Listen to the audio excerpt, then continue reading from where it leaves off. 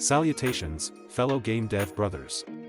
Today, I want to talk about the brand spanking new 0.4.2 update for Tank in Sands, one of the games ever made in the entire history of indie game dev.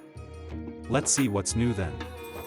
In the last Tank in Sands devlog, I talked about how I added an arsenal to allow the player to craft their own weapons.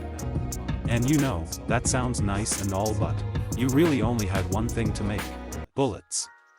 So, I decided to add something more exciting. And oh boy, you'll have a blast.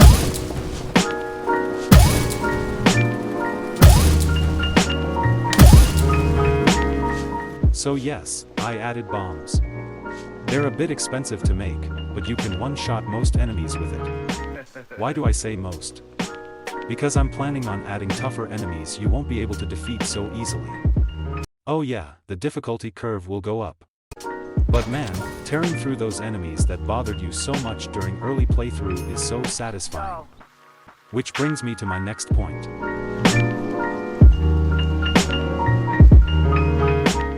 My game felt kind of bland with just one type of enemy, the sniper cat.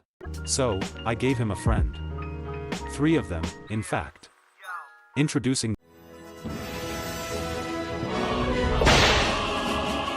the punk dogs are supposed to be 3 pups that grew up in the streets and built their own vehicle by adding random parts to an old broken down car.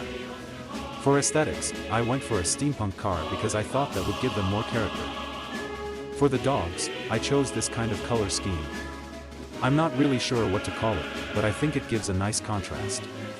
Anyways, together, they deal between 1 or 2 damage for each shot. I thought that would add an element of randomness, but lore-wise, let's just say that purple dog doesn't know how to aim.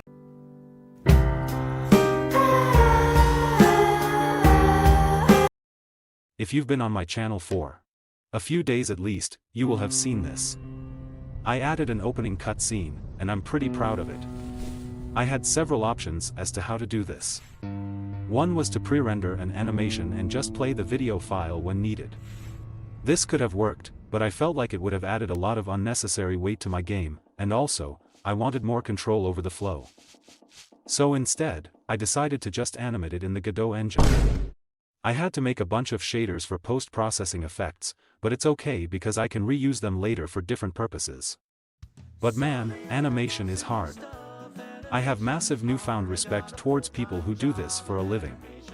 It is super rewarding at the end though. Anyways, those were some of the bigger changes. Now, let me speed through the smaller ones.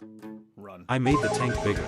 I added veggies because yes, added the code for it, drew the sprites, and only after I exported the game did I realize that bell peppers and pumpkins are technically fruits. I made a better tutorial. New random event where you can recruit dinosaurs and grow your army.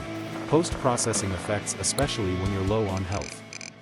And finally, I added an Easter egg somewhere. I won't spoil it, but all I can say is, good luck finding it. And if you do want to find it for yourself, then go download the game. It's available for free on itch.io. Subscribe.